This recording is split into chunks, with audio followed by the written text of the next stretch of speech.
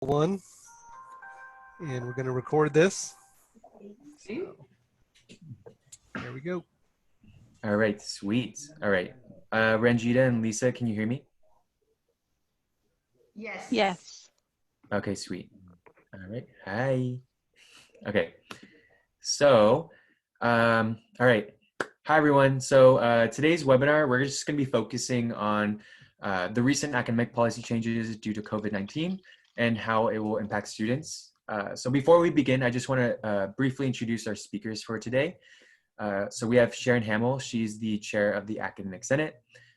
Sharon Hamil received her PhD in social ecology from the University of California, Irvine in 1990. She's currently a professor of psychology and child and adolescent development and the Academic Senate chair. Her research interests include the development of personal and social responsibility among adolescent and emerging adult caregivers, multi-general families of Alzheimer's disease patients, and ethnic group differences in caregiving. A primary focus of her research program and teaching is on promoting quality of life through palliative care so as to decrease suffering in patients and their caregiving families. And then we have Dr. Ranjeeta Basu, Interim Provost and Vice President of Academic Affairs. So Dr. Basu has been with CSUSM since she arrived in 1994 as an assistant professor of economics and earned the rank of full professor in 2010. She has previously served as the Associate Dean for Budget and Operations in the former College of Arts and Sciences, as well as Interim Dean of College of Humanities, Arts, Behavioral, and Social Sciences. And then our next speaker, we have Lisa Medina, who is the Director of Admissions and University Registrar. Lisa is a graduate of CSUSM with a BA in Economics. Following her studies at CSUSM, Lisa served in the Peace Corps in Ecuador for 2 years. And as a result of her experience, she's fluent in Spanish and sustainable community organizing. She's a mother of 2 young boys and an avid genealogist. And Lisa earned her MBA at Ashford University and is currently Director of Admissions and Registrar for our campus. And then our last speaker is Michelle Tran. She's the ASI Vice President of Student and University Affairs. She's a graduating senior and is the Vice President of Student and University Affairs for ASI. She's majoring in global studies and minoring in political science. She also serves as the Vice President of Finance for the California State Student Association and has spent her time in ASI engaging in system-wide policy discussions and managing advocacy and civic engagement efforts. All right, so those are all the bios for all of our speakers for today. So we have some questions that we've prepared and received from students. And in the interest of time, each question should take more than 2 to 4 minutes to answer, but we can gauge it depending on the question being asked. I'll keep track of time and try to remind you all where we're at. And if any viewers have any questions, you can send them my way, but we'll just try to address the questions that we have already. And if we have time, we'll ask them, but if not, we can follow up after the webinar concludes. All right, so are there any questions from the panelists so far? All right, cool. And then Lisa, I saw your question. You can go ahead and start your video if you'd like. It's telling me that the host has stopped it, but that's okay. Let me see. Oh, I don't know. I mean, it's fine. I think we're fine. You can hear All right. me. That's okay. Yeah. Thank you. Okay, sweet. So the first question we have, this is directly more towards Sharon and Lisa, but can you explain the role of Academic Senate and the Office of the Registrar? Sure. Academic Senate, that is our governance structure where we have a group of between 50 and 60 people depending on how many seats are filled. And we come together generally once a month throughout the school year to meet and discuss policies and issues that are like this year, tons of things going on campus. And so this body comes together to work in collaboration with the administration and the students and our staff in our role in shared governance. So we are trying to work collaboratively to address problems as they come up, but also to think proactively as well. And so the Senate chair is responsible for representing the faculty, helping to coordinate these groups on Academic Senate, even though the Senate in its entirety meets about once a month. Every week, the executive committee of the Senate, which is the chairs of the standing committees, meet with the Senate chair, with our CFA, our union representatives, our president, our provost, and anybody else that we bring into the meetings so that we can talk about what's going on campus. And this is a model of working together to address different kinds of issues as they come up. And there are 3 Senate officers. There's the Senate chair, that's me. Andre Kunjan is the secretary, and Pam Colbury is the vice chair.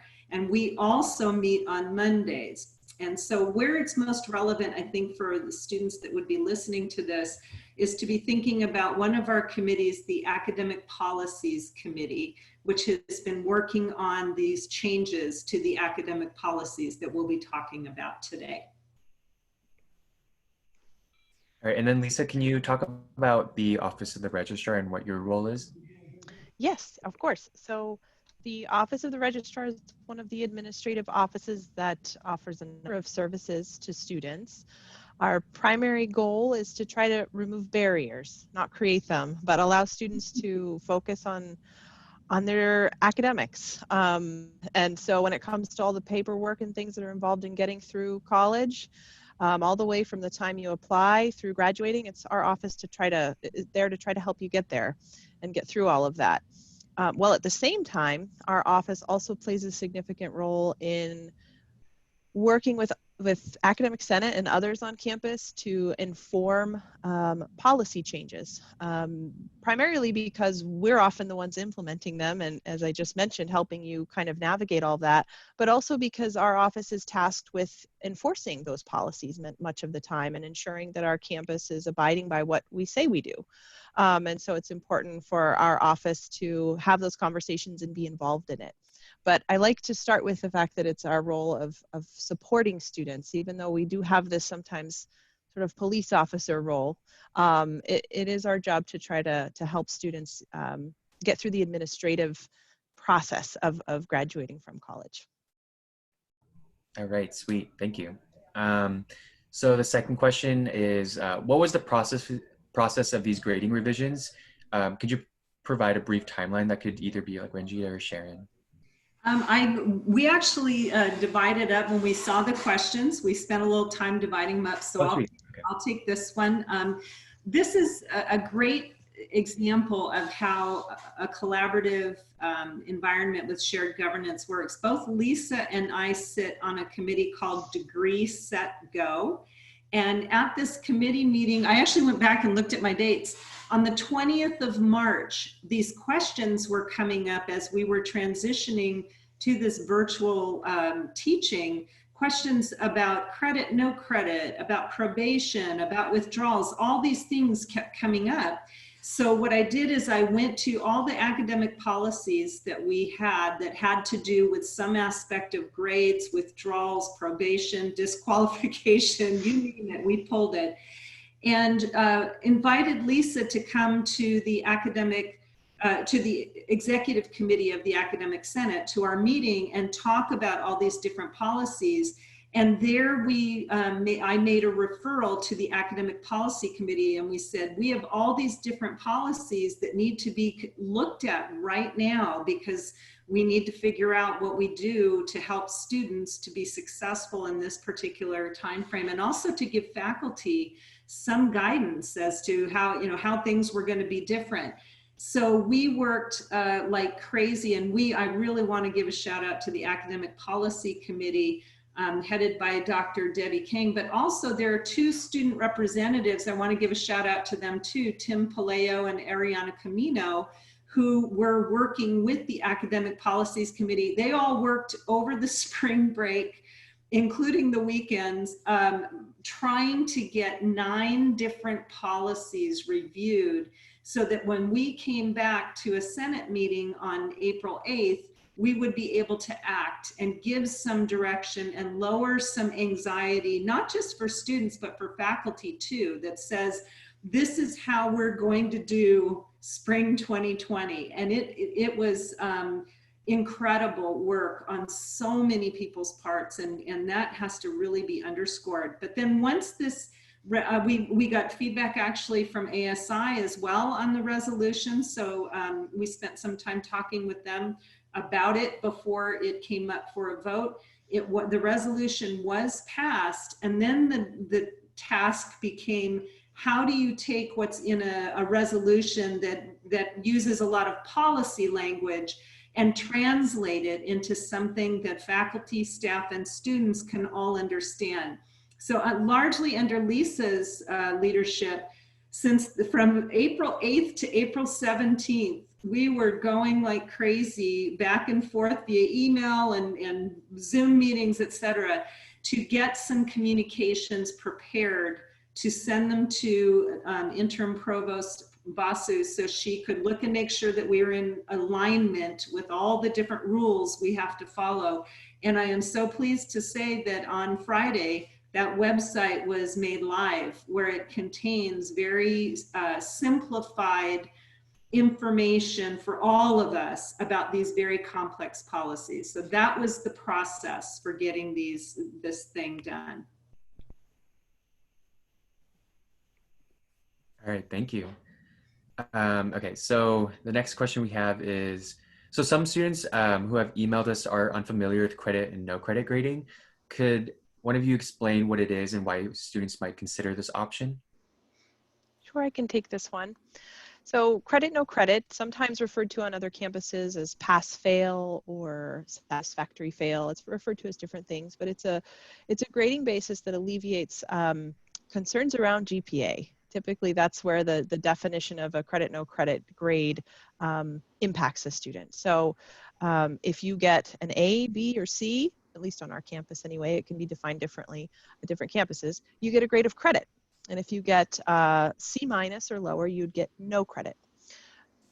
Neither one of those grades are calculated in any way into the GPA. So whether you pass or fail the class, it's not going to be calculated into your overall grade point average. However, if you pass the class, you still get the units, you get the credit. And so that's what it is. That's what it is on our campus. It exists as an option even outside of this crazy world we're in right now, and this semester. Typically, though, students would request it before the semester starts. They would go into it knowing that I'd really just like to take this class with a little of that pressure off, and just take it pass fail or credit no credit as we call it. And what we're doing this semester is allowing that option to be extended. Students can decide to do that basically all the way through the end of the year, even after grades have posted. So while there are some intricacies to that, and we've tried to outline that on the website as far as different things to think about as it relates to financial aid and graduate school and other licensing type endeavors that students may be going on to and need to think about as a credit grade appearing on their transcript. This does, bottom line is that this does offer an option to students to try to alleviate some of the concerns around grade point average, because whichever class they pick to have this grading option means that that particular class will not have a grade that impacts their GPA, good or bad, credit or no credit. So I think that would explain at least why students may want to consider it. Gotcha, thank you. So another question we received from a student actually is, how will credit, no credit affect student financial aid? And that includes like the SUG, Cal Grant, and Pell Grant. Great news here is not at all. And I triple checked with our Director of Financial Aid, because we are receiving information pretty regularly on some of these topics. Just because the federal government, a lot of this started with the federal government in clarifying what campuses may and may not do. Some of this is not within our own purview to make decisions about. But in this particular case, whether it's a credit grade or a no credit grade, it will not have an impact on financial aid and any of those that are listed there. I will add that even for veterans receiving VA benefits, the same is true. And we've confirmed that as well, that students who may be concerned that are using VA benefits around taking these grading options, they also do not have to be concerned about the impacts there. All right, that's good to hear. Yeah. Question about the VA then. So did the VA kind of clarify some of those letter grade sort of restrictions for students who are interested in taking the credit and no credit courses then? Yes, so even at the CSU level, it was looked at and made sure that the interpretation was correct and clarification was sought. Typically, credit, no credit is considered a non-punitive grade, and they'll take away funding whether you get the credit grade or the non-credit grade, and they clarify that this semester that for COVID-19 reasons, that wouldn't be true. That's awesome. Thank you. Yep. Gotcha. And then another clarifying question too.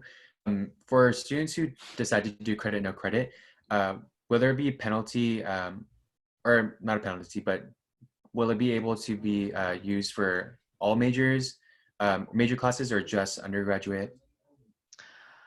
So, I think that's Sharon's, right? I'll take this one. This is a great question. And this is, again, an example of how we all work together to try to get the answers to these questions. So in this resolution, normally speaking, you can't take a course for your major or minor credit, no credit. However, we have asked departments to make decisions about suspending that and allowing credit, no credit grades. In the meantime, and one of the reasons that this has been so challenging, the Chancellor's Office also sends decisions down. On occasion, it's the state and federal government, and so it's a constantly moving situation. But what we found was that, for example, the Chancellor's Office said that they would allow those prep for the majors courses to be transferred in with credit, no credit, and we need to take those.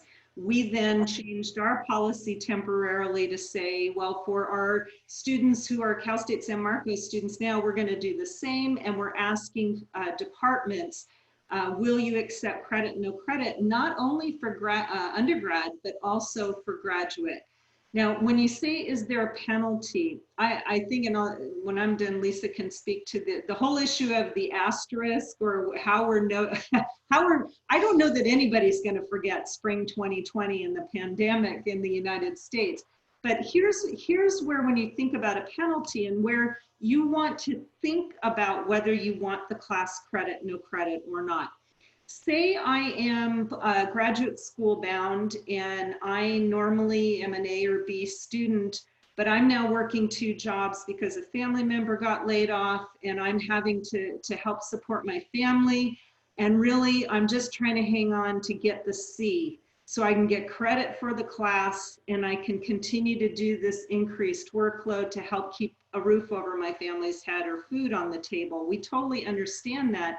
And that, in that case, that credit is going to protect that GPA and say, okay, I'll take this class credit, no credit, I'll still get the units, it won't hurt my GPA, and I can still continue helping my family.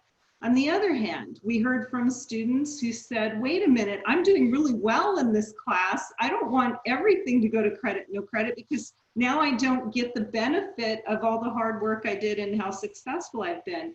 So we spent weeks, literally, Lisa, right? trying to figure out how do we allow for both. And we did it and found a way where students can do this. But let me say one thing that we really want to underscore, whether you're a graduate student or an undergraduate, get some advising before you make this decision. It may sound like, it's the easy way to say, oh, I'm just going to go ahead and do the credit, no credit, and not worry about it. But you want to do that thoughtfully. In some cases, and Lisa, I'm not sure if we've heard yet, but in some cases, for example, in nursing, their board of registered nurses requires that students have letter grades.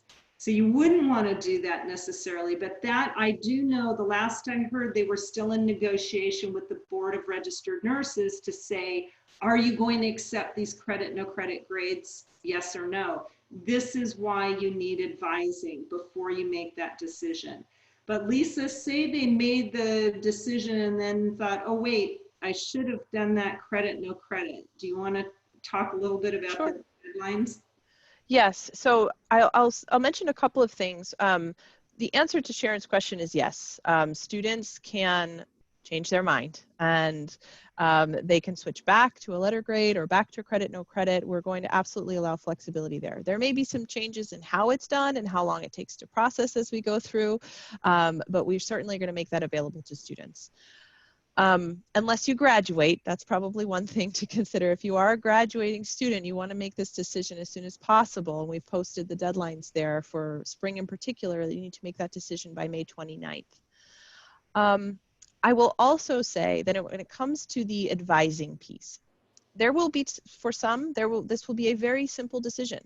It is a course that is a GE course and you're not planning on it. Maybe you're not going to grad school, or maybe you're not in one of those programs where it may affect you. There's a lot of information as far as these considerations go on the website. So that may be sufficient information for you to go, yep, no further questions, I can move forward.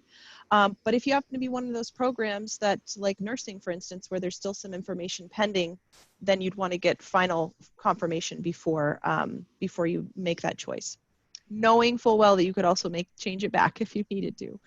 And then I'll want to say one more thing about that. If you change it before, because we're going to make it available to students before grades post, have a conversation with your instructor if you're unsure, or if you think that there's a possibility you may want to change it back, because the only way to change it back will be working with your instructor who has your grade. So I'll just make that small caveat there. Then the other piece I want to mention is that on the website, there are going to be webinars this week, starting on Wednesday, where we're going to field questions from students, scenario-based questions, specific questions. We may not have all the answers because we may not have all the people in the room, so to speak, in Zoom with us, but we will take those questions down and get back to students. So if anyone is considering this and has gone to the website and still has questions and wants to be absolutely sure, then I would recommend the webinar as well.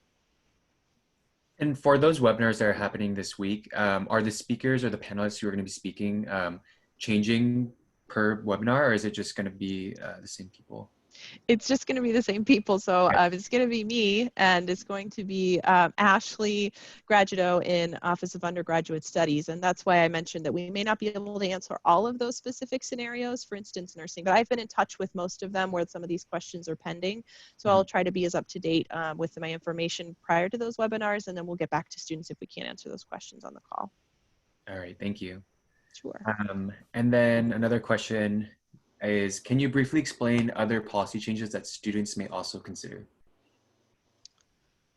Yes, sure. I can. So some of them were policy changes. Some of them were sort of recommendations. We wanted to. There was this desire to create awareness on campus for faculty, staff, and others who may be making decisions about students' various policies that. We show compassion and leniency. So withdrawals is one of those things. We have some pretty strict requirements when it comes to petitioning for a withdrawal or a W grade.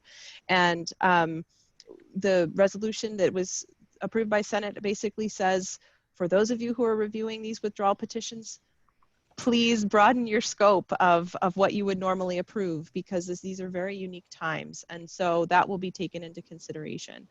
As far as the policy itself for withdrawals, there's nothing a student needs to do to take advantage of that. It's just going to happen when they submit it, if they do in fact decide to petition for a withdrawal. In addition, as it relates to withdrawals, if they get them approved and they have W grades, none of them will apply toward the 18-unit limit. It's not a very well-known fact anyway, but there's a policy that says that you can only have up to 18 units of withdrawals, and so this would be an exception to that. For those students who may be struggling, maybe they're on academic probation this semester, meaning for undergraduates, their GPA has fallen below a 2.0, and they may be concerned about potentially being academically disqualified at the end of the spring semester. The change that's happening in terms of policy is that we will not be dropping those students. Typically, they'd have to take a semester off, they'd get dropped from all of their fall classes, and they'd have to petition in order to be reinstated and talk about in that petition what has changed and how they'll be successful. That will not be necessary for any students who are disqualified this spring. They will be automatically reinstated, and they will be on probation in the fall and continue on. you can use the support services just as they normally would as being on probation, but that's yet another way to sort of alleviate some of the stress and anxiety going into the end of this really crazy semester. I think there's a couple of pretty specific scenarios. I don't know, Sharon, if you wanted to mention, like independent study, there's a lot of questions around these individual contracts and agreements. Absolutely. So when you're in a regular class with a syllabus, you have posted what the expectations are and everybody in the class is following those. When you're doing something like an independent study or an independent research, or in some cases an internship, every student has essentially a different contract that they're working with. The most important thing here is to make sure that you're communicating with your faculty member, and between the two of you, you decide how is that contract going to change if it needs to. For some people, say the contract you were going to write a literature review, you can still do that, it's not a problem. But say like one of my students was supposed to be collecting data this semester, and because it was a face-to-face project, she can't do that. So we talked about how this was going to be changed so that she can still get the independent research credit. And we agree that this is how we're going to modify it. And we just put it in an email back and forth to one another so that everybody that's involved, the two of us, knows how we've decided to modify. And that's just good practice anyway, to make sure when you're having a discussion and making decisions like that, that you have some way to memorialize that in an email, and therefore there won't be any like, oh, I didn't know that you expected me to do X, Y, or Z. So we're recommending that faculty and students in those kinds of situations have those conversations and document it in an email.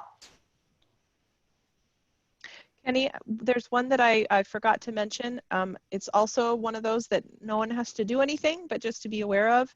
We will be adding a note to all transcripts for students who are enrolled this spring to indicate the impact of such an abrupt change in their how they learn and moving to this virtual environment mid-semester. So the language is posted on the website, the precise language that will go on the transcript, but that will appear for any student who requests a transcript and was enrolled this semester. Gotcha. Thank you. So we got a follow-up question actually going back to credit, no credit. When do you think departments are going to be releasing the proof courses for credit, no credit? The resolution requires it to be posted by May 18th. Okay. And they need to have them sent over to the departments that's posting them by May 8th. But I will say that there's conversations happening right now and departments reviewing this right now, and we've already received a few answers. So basically, if it's ready before then, it will be posted. Got it. Thank you. So the next question we have is, are there any updates for distinct student populations, such as veteran students or students on academic probation who rely on letter grading? What would you advise to these students undergoing academic challenges during virtual instruction? Well, I think we've covered veterans. That's good news there. When it comes to navigating the world of my GPA and how will this affect me, that's going to be very individual. We have thought about perhaps putting up some sort of a GPA calculator on our website to help students do that. So that may be something that we do in the coming week. We're working on how to do that. But to let students kind of do a what if scenario, you know, if I did this, if I did that, what would it mean? Because that question really is the answer to that question is very individual. Generally speaking, if you have a higher GPA and your grade of credit is taken, then it does nothing to it, and so that's good news, right? And the same token, if you have a lower GPA and you take a credit grade, then it won't do anything. But if that grade happened to have been a B, and your GPA is a 2.0, then maybe you want to keep that B. So, you know, all these calculations and different scenarios will be individual to each student, but we're working on some resources to help students do that. All right, thank you. So our next question is, how has the student voice / perspective been included in these policy changes? Ranjeeta, are you there? Do you want to start? Yes, so first off, I just wanted to say thank you for holding this and giving all of us an opportunity to connect directly with students and answer their questions.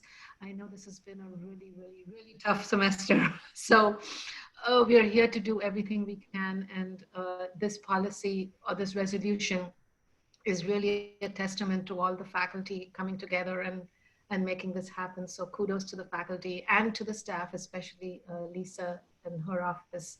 I think from my perspective, we basically received a request from the Chancellor's office asking us to work with the Academic Senate and with ASI to bring forward or consider changes or suspensions to existing policies.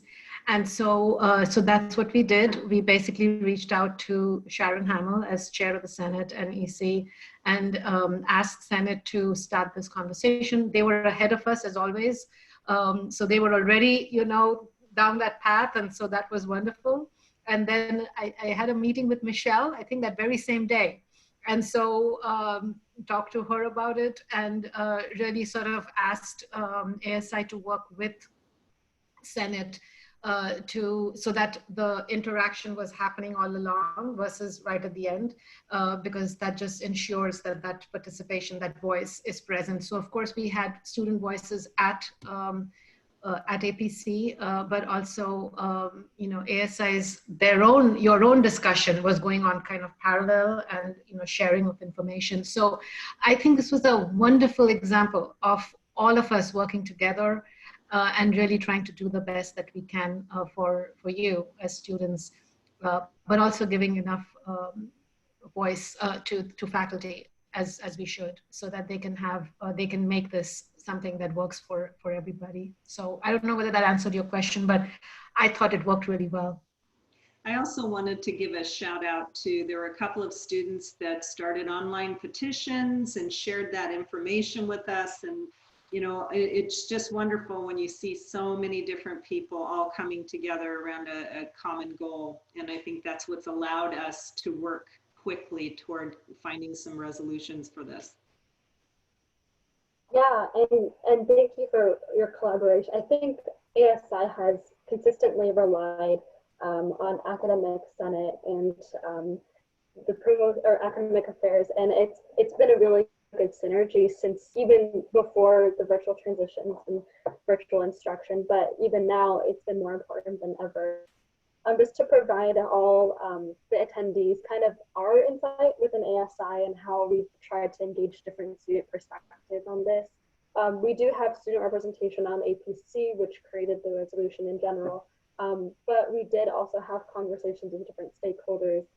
We had our college reps reach out to their constituencies and try to reach out to different deans of their department and see, the updates for, the campus or what students' insights were. And they were able to share that feedback to us when we engaged in those policy changing conversations. And we were able to provide feedback as well.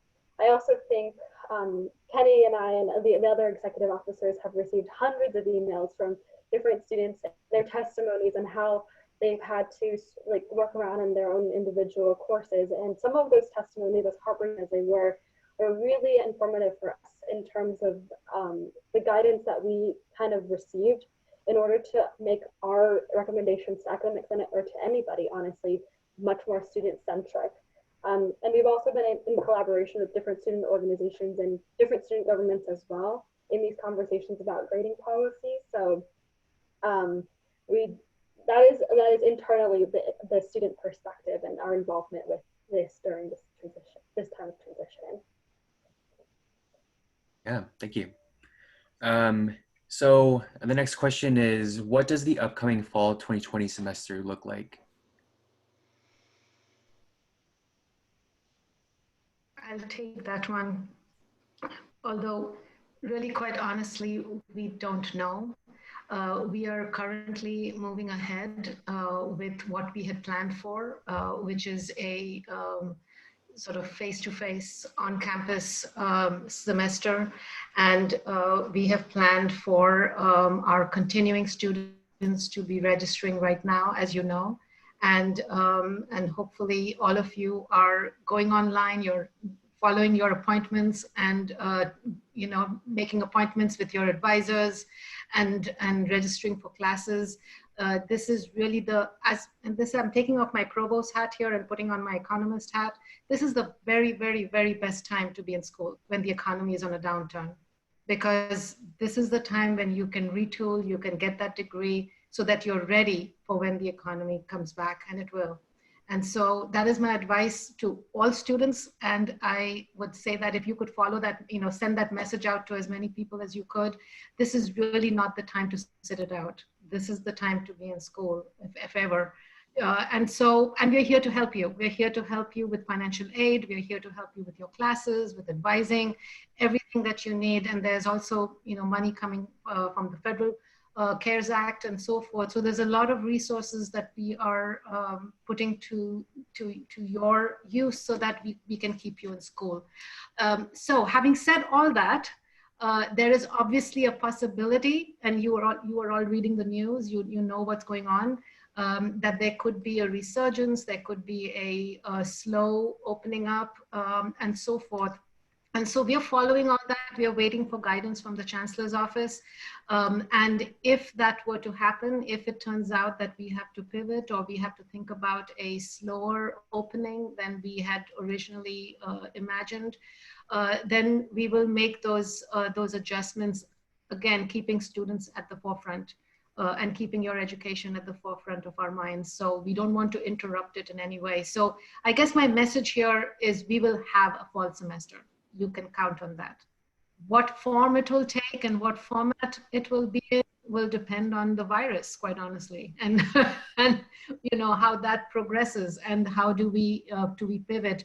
What we want to do is to remain flexible so that whatever form it takes, we are ready for it. We're also talking about planning for different scenarios. We're also talking about professional development training for faculty and providing training resources for students so that if we do go virtual again, you're prepared for it. So we're doing everything we can to be ready. But at the moment, we're not going to make any decisions, and whatever decision we make will be a concerted one that will come down from the Chancellor's office.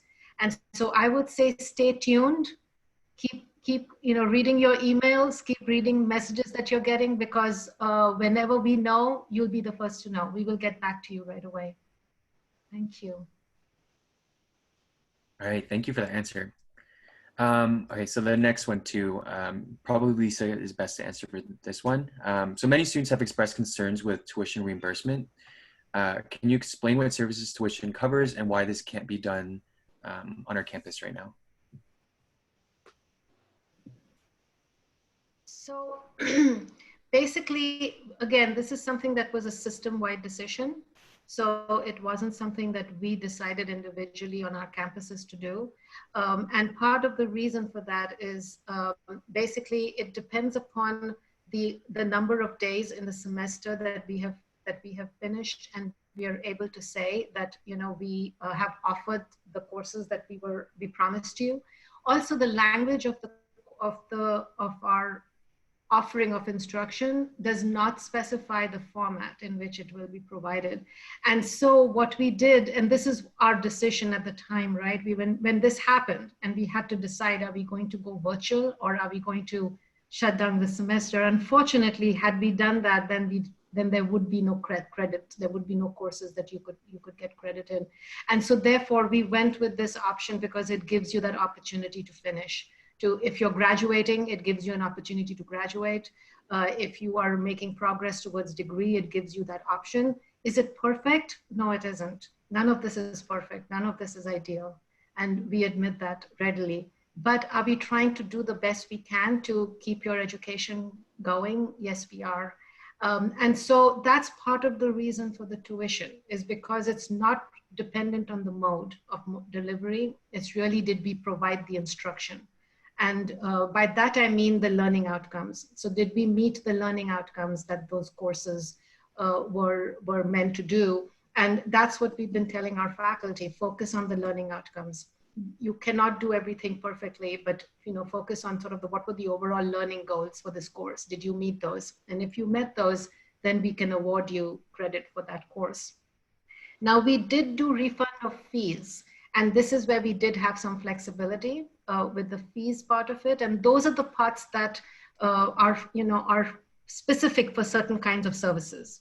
And so that is where, depending on where we were in the semester, so I think we ended up taking the number of days, and I think we were at 48% or something on March 17th. So we basically took, I think, 52% of the semester and then refunded as many of those fees as we could. And so the same thing with parking, with housing, all of those. And we were really, thanks to our president, one of the, especially with the housing, we were one of the few campuses that did that because we wanted to give back to the students as much as we could.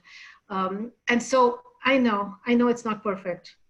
And I know that you're probably still thinking, I wish we had got back refunds on this or the other. And we understand that these are tough times. And we hope that we can help you in other ways, maybe through the relief fund, or which the ASI has also been doing, and we've also been getting donors and so forth. I know that a lot of faculty and staff donated to that fund. And so even though we can't refund our tuition, we are here to help you in other ways if we can. And and so please access those resources if you can. Thank you. That's a great leeway to our next question, actually. And this might be for Michelle. So what are some areas that may provide financial relief for students? Kenny, you can chime in in answering this as well. Mm-hmm. But the ASI Student Emergency Fund is something that students can apply for. I know that our Executive Vice President, Mariana Rosales, has been collecting a lot of those applications, and it just provides any relief for any students who are going catastrophic events in their life. And that is something that existed even prior to COVID-19. So we already have an infrastructure in place for students to apply for this funding. And it's also supposed to be working in conjunction with the Student Relief Fund as well, that is being introduced by our campus. So students could also apply for that, and then hopefully they can receive some type of financial relief during this time of transition. ASI Food Pantry is also offering distribution. We're starting that again on Wednesday. This time it's going to be completely drive-by, so students remain in their vehicles, and then members of the Food Pantry will be able to distribute those groceries to you in your car directly, so you won't be getting out of your vehicle. That's due to CDC regulations, but you are still able to receive free groceries there. You can also apply for CalFresh, which allows you to receive reduced, or can you explain what CalFresh is to students? You probably know how to do this a little bit better than I do, Kenny. Yeah, so the information for CalFresh for students is available on our website.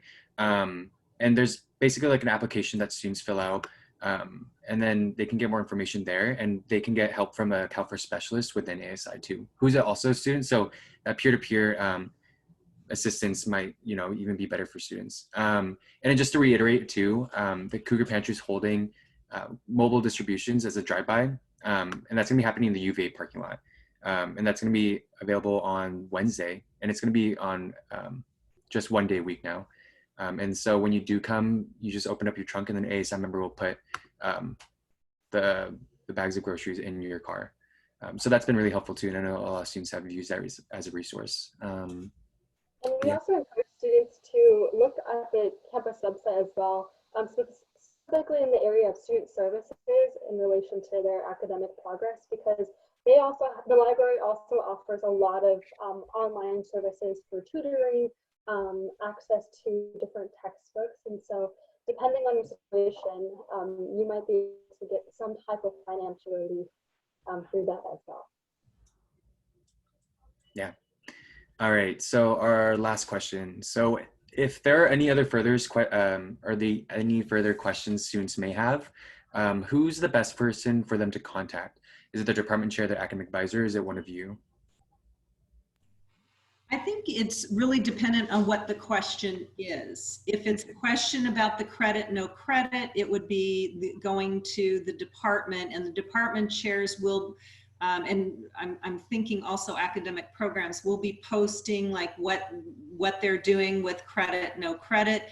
If it's an issue of I'm a nursing student and I need to find out what the Board of Registered Nurses is doing, you'd be contacting that department. If it's things like the withdrawal, et cetera, the website that was put up gives you lots of information on if you're having issues here, this is where you go. Certainly Cougar Cares Network is another one that's just been phenomenal, and PASS, and that website will help you get to where you need to go. If for some reason you absolutely couldn't find, you know, where it is, you're welcome to contact me and I can help point you in the right direction. But this group, the Degree Set Go group, really did a fantastic job of putting everything on that page so that when it comes to making decisions about your courses for the rest of the semester, the how-to is really found on that page, which is Spring 2020. I'm looking into Lisa, the name of the web page. Spring 2020 academic policies, and it's on the Office of the Registrar page.